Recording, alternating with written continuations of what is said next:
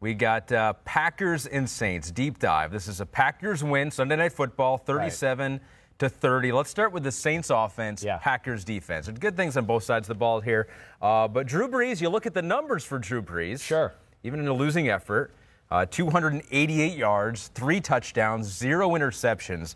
However, of those 288 yards, perhaps 280 of them were Alvin Kamara after the catch. Well, it did seem that way. I mean, I think that's where you start the breakdown of the game, first off, right there. Just Kamara, what he did for the Saints and how special he was. And I think not only how special he was, because we saw that.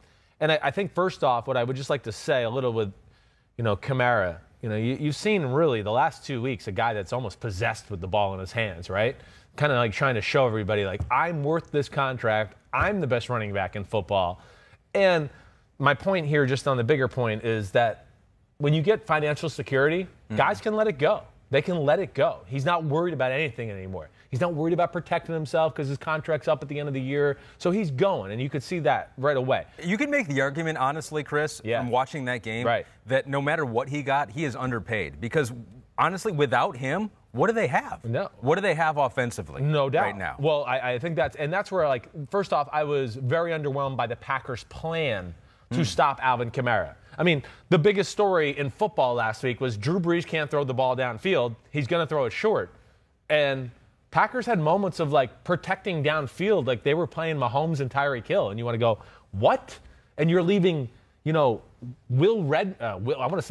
25 Redmond, one-on-one with Alvin Kamara, who, by the way, was severely outmatched in that matchup. And I just want to, it is Will Redmond.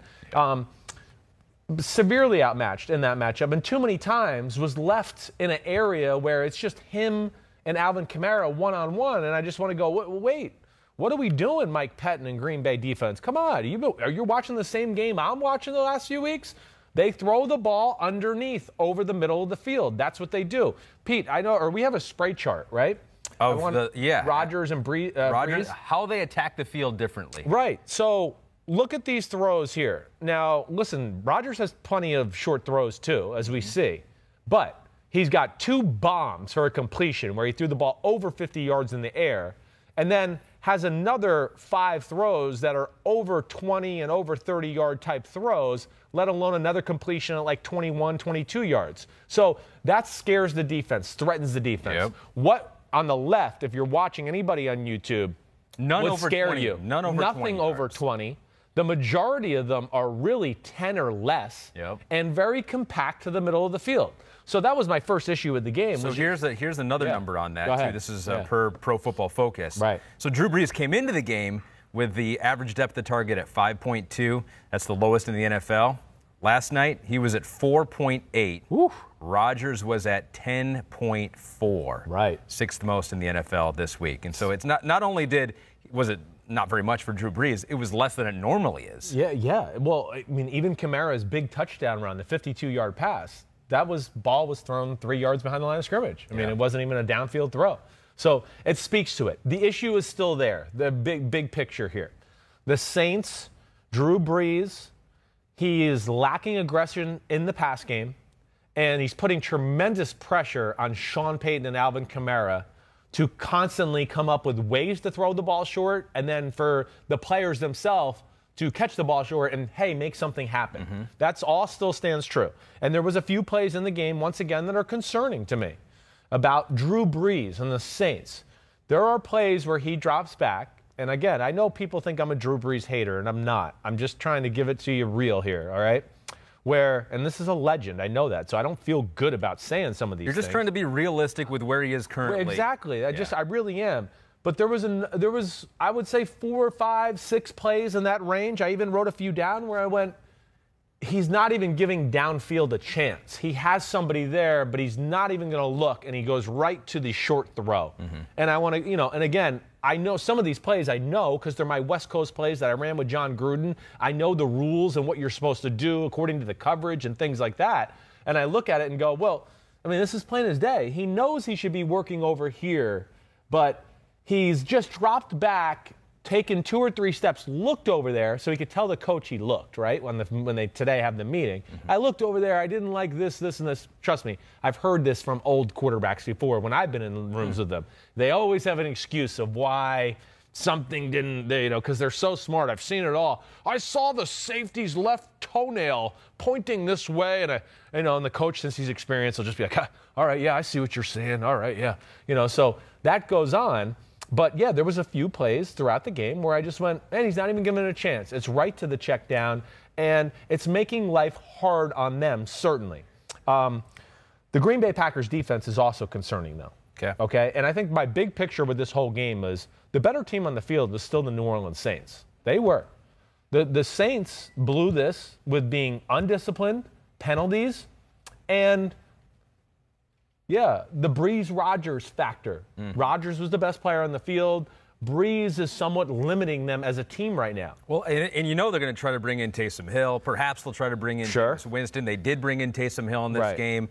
He had one scramble that was good for them early in the game, but then he fumbled late in the game, and so huge moment of the football game. That's a huge moment. Yeah, it turned it around. Right. It led to the field goal that gave the Packers the lead that they held on to for the rest of the game. No doubt. All right, yeah, so we'll dive into that because, again, I think the run game is something that the Saints probably need to start relying on even more. Like, open up the safe. Start just going crazy. Run the ball. Because you're not going to get the big explosive plays from Drew Brees in the passing game. It doesn't look like it's going to happen that way. You keep running the ball and doing different things that way, it might open up some chances to do that to where you can just lay it out on a platter for him and go, look, they're up at the line of scrimmage. Here he is. He's wide open. Throw it to him. Things like that. There was a part in the game where I thought, man, what happened? Or, as I'm watching early on, I'm going, why did Sean Payton get away from the run game? Because they were kind of gashing them early on. Yeah. And there was a point where it was 13-7. Okay, the Saints are driving down the field, and they're running it 5-6 yards at a clip. They're moving the Packers out of the way. And I'm very concerned about the Packers' defense in general. They have issues.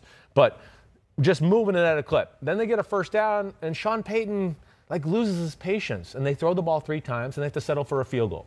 So now it's 13-10. Okay, all good.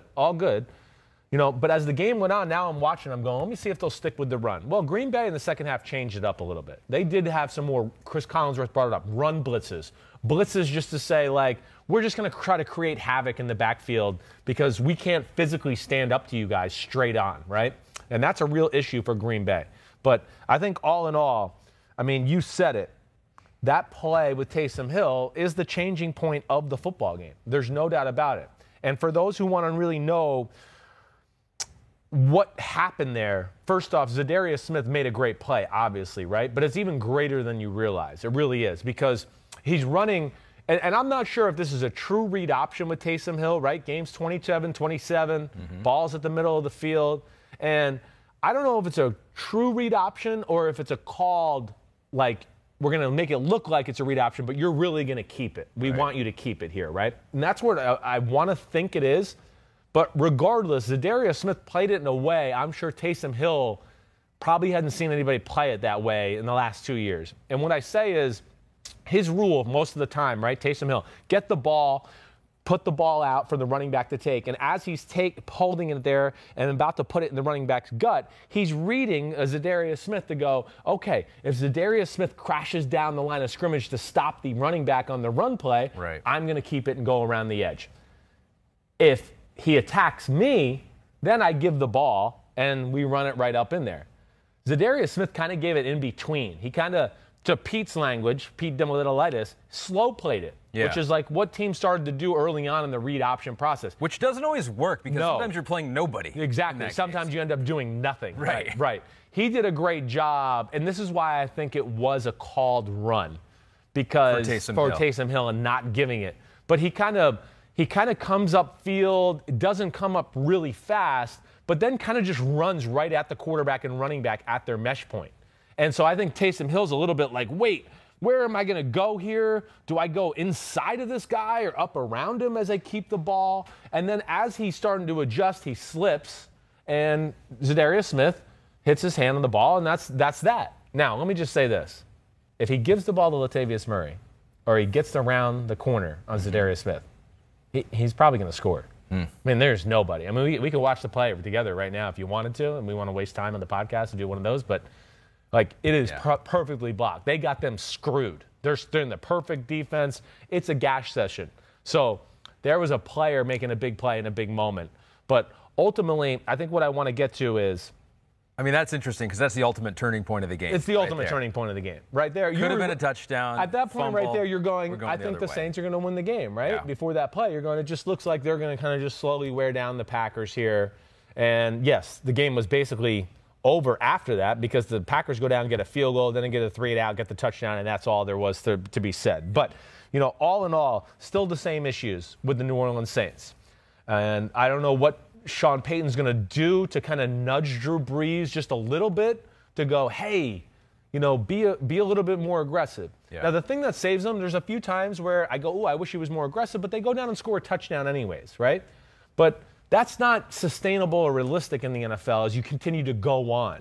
You can't pass up open players and think, we'll get somebody open the next play. That'll come back to bite you in the ass. That's when you lose a game to Minnesota in the playoffs 2 out of 3 years, or the Rams, those type of plays. But last thing, just on the Packers defense. Okay.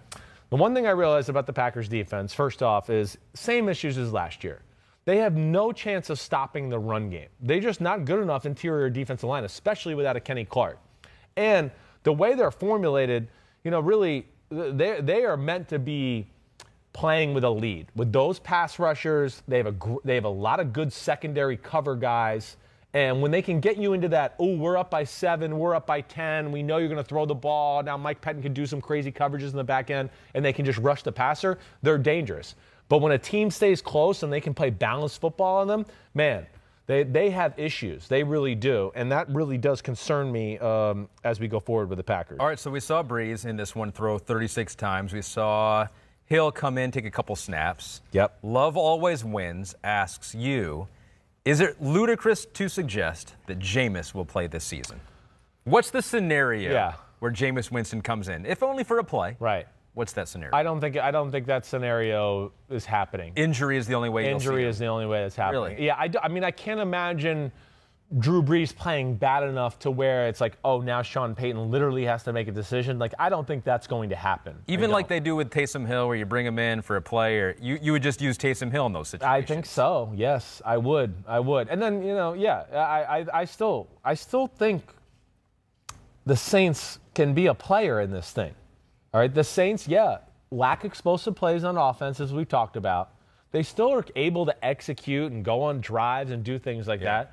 And, the other thing is their defense, which I know we're going to talk about here in a second, but I might as well just get into it a little here. Let's flip it. Yeah. Let's go to their defense. So my first big thing with the Saints, just after watching the whole game, I came away just running, I think the Saints got to change their approach and how they play football. First off, the defense is too aggressive. They're letting up too many big plays. We've seen it all 3 weeks. They're letting up big plays. Like, I honestly think they're doing too much on defense. They have mistakes every week. We'll get into some specific mistakes that we saw last night that led to big plays for the Packers. But this is my biggest reason. I really think the Saints should go back to the drawing board and play like the Patriots did 3 years ago. Like, okay, we're bend but don't break defense. We're going to just keep bending, and you'll kick a field goal, and we'll execute, and we'll go down and score a touchdown. And it's like the old Patriots games where you're sitting there and you're going, and the Patriots don't seem like they're dominating this game, but it's 14-6, and now it's 21-9, and then it's 28-12, and you're like, they didn't really dominate, but they're about to blow this team out. It's like they're not flashy. They're not making huge plays. No, and I think the Saints have that ability to play that way. And I think the defense is really the part that's hurting them in this category right now, too. They're just a little too over-aggressive and trying to kill people all the time. Like I said, I came away from this game going, the Saints were the better football team. They're the better team. But when you make mistakes, turn the ball over, have 70-plus more yards and penalties, and then have mental mistakes on the defensive side of the ball that let Aaron Rodgers throw huge big-time plays with no Devontae Adams, you're going to lose the game. I don't give a shit where you are, in New Orleans, in Mars, wherever that is. Yeah. And that's where it starts there. So there were some. Yeah, go ahead. Ask me some obviously, questions. Rodgers airing it out deep to Lazard. That was cool. And I feel like the number 2 receiver for the Packers is starting to get like your second best defensive player in football, where you remember you go Aaron Donald's the best, and then you have like 8 or 9 second best defensive players in football. Right. Like, who really is the second best receiver? I know. They're confusing me. Yeah, Valdez-Scantling last week, and now it's a Lazard this week. Yeah. And, you know, some of it, maybe the Packers front office is looking at this and telling Aaron Rodgers, like, we told you didn't need another receiver. You have him right here on the roster. Right. Is this more Aaron Rodgers making them look like legit number 2 receivers in the NFL, or is there some talent there? Well, it's Rodgers and LaFleur and the way they're calling the game and, of course, the skill of Rodgers. Now, listen, I'm sitting there watching the game, still going last night. Man, it'd be nice if they had one more receiver out here without Devontae Adams tonight. Yeah. You know, or one more defensive tackle so Alvin Kamara doesn't run around the field like a crazy man on us. Or, you know, again, the 4th and 1 at the end of the game, the Packers. I mean, didn't we draft a second-round 250-pound tailback? Yeah. But we gave it to the 185-pound? I don't know. So what was the point of the last draft? I'm still trying to figure that out. Okay. Yeah. But you're right. More of the stuff goes on to Rodgers. So, I mean, here's the thing that I took away from the game. First of all, the line of scrimmage was dominated by the Saints.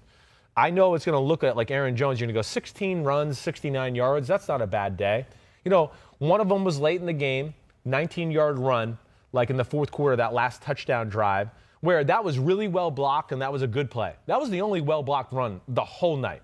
He had another run, I know, for 12 yards earlier in the game. There was nobody blocked. He just ran up in there and he got lucky to bounce out and beat people with speed down the left sideline for a 12-yard game. So they were totally dominated up front from that standpoint. Even in the pass rush, it wasn't going to be easy that way.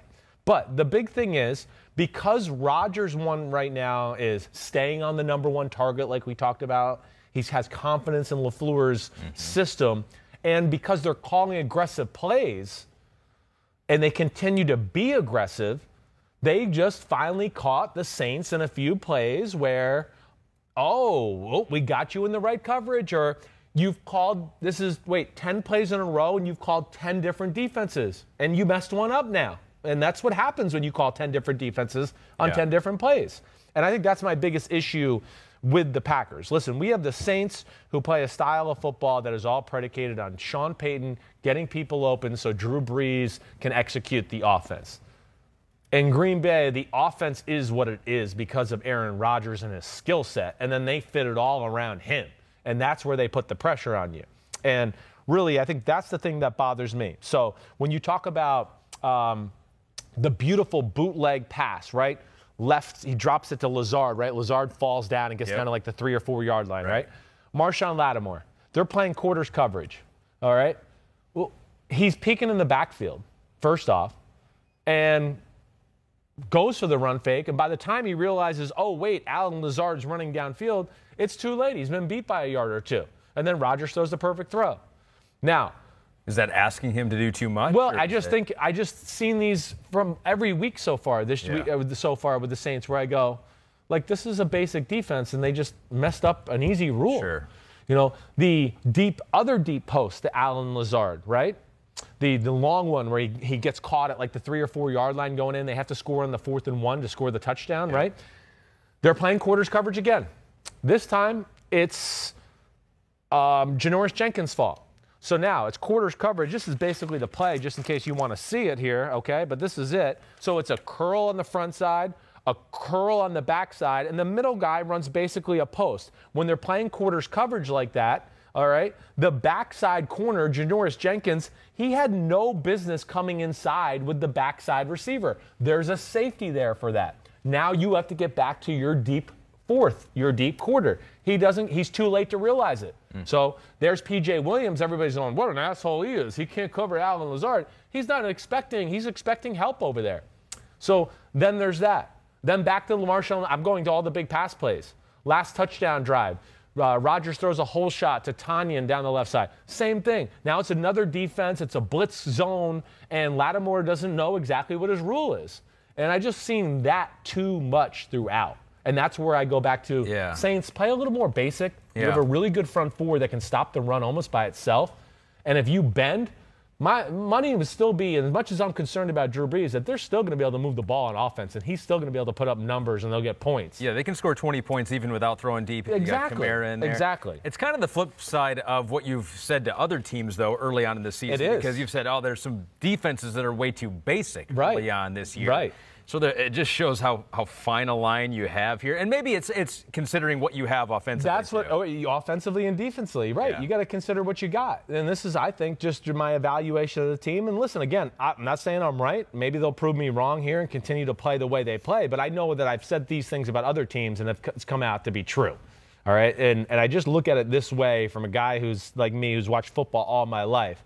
And I just go, all right, it's cool you're doing all these defenses. It's aggressive. I like that. But it's not cool when you're giving up game-losing plays every week. Yeah. That's when it loses its coolness. Yeah. And, I think they do have, the right pieces, veteran guys who are very smart. And if you kept it a little simpler for them, I think they're the type of group that could be like, okay, wait, I don't have to think about my defense, and I know what this offense is trying to do here. Malcolm Jenkins, I'm smart. Demario Davis, I'm smart. Lattimore and Janoris Jenkins, I've seen a lot of route combinations in my time. Make me not think so much. Maybe I can think about what they're doing more and stop them that way. That's just my 2 cents on that. And even with all that, the fact that they're giving up big plays to Aaron Rodgers, they had a chance to win this game. No doubt. And I think there's a theme in a lot of these games where there have been these crucial pass interference, non-pass interference calls. Sure. And this is the case every year. But it just seems like in the first 3 weeks of the season so far, we've had a lot of them, and there are a couple in this game. Mercedes Lewis on the touchdown, he pushed off. That was not called. But wait. This is what I'm sick about with this conversation. Okay. It was pass interference. Right. It was defensive holding first. I mean, we can watch the film. When Mercedes Lewis comes up the field and decides, okay, I'm not open on the out route, right? He wheels up. He gets held. He's got 2 hands. He's riding him like he's a horsey. And then as Mercedes Lewis turns around, Jenkins is holding his right arm. Yeah. Now the ball's going to be delivered, and you have an arm being held. Yes, he pushed off and said, get off. Well, you know what I would say to that? Right. 2 wrongs don't make a right. No, they don't. So. But this is, I see this a lot in conversations with these PI things lately, where it's, wait, that was pass interference, and I go, yeah, I get it, but there was pass interference before that, and you're just looking at the final cut. So I don't know. If they're going to let that one go, then let that one go and just let them play ball. That's where I don't have as big an issue with it maybe as I would some other ones. Sure. Any more notes that you got on that one? I think my couple of next-gen notes were on how great Alvin Kamara was. That was on the other side of the ball there. Yeah. They got the, the most remarkable rushes where it's like you get more yards than were expected. He had a 49-yarder that was expected to just go for 5 yards. Like, he was amazing. He was amazing. With that 49-yarder, was the one early in the game? I think so. I don't know which one. Yeah, I'm trying to think of the other one I'm missing. Well, no, the 49-yarder, was the one early in the game where Jair Alexander had to run across the field to get him. But, yes, he's unbelievable. And that, too, again, Sean Payton, great run game design. That's where I kind of started to go, maybe they need to open up the safe on all the run plays. Even Taysom Hill, just start using him more, and maybe that'll take pressure off of Drew Brees in the pass game a little bit. But like you said, the game was there to be had. They made mistakes. 2 good football teams. When you lose the turnover battle, you blow assignments, and then you lose the penalty battle as well, and some big penalties like you mentioned. It's hard to win a football game. And the last thing I'll say is the bootleg game for the Packers offense. I mean, that really won the football game for them. And that would go into another area of why I'd go, Saints, calm it down. How many times are you going to let him come out the backside and hit a tight end running, for 10 or 15 yards, right? And that, to me, played into, see, it's just too much. No, it's a basic play that they ran the same freaking play 5 times, and the Saints never covered it. But I think that goes back into we're trying to think about what we're supposed to do here, and we forgot we've seen this formation 4 times already, and the same play, and we still didn't recognize it because we're thinking about our own play. So much talent on that side of the ball for the Saints. Yeah. They got to trust it. They got to just trust it more and simplify it. Okay. I think so. They don't need to do We'll see. Too much. We'll see. You're right. It's the opposite of Seattle or Kansas City we've talked about in the past and those type of things. But I think this would fit their team best. 2 good teams. Chances are we could see them again. Play once again down the line. Wouldn't be shocked. Yep.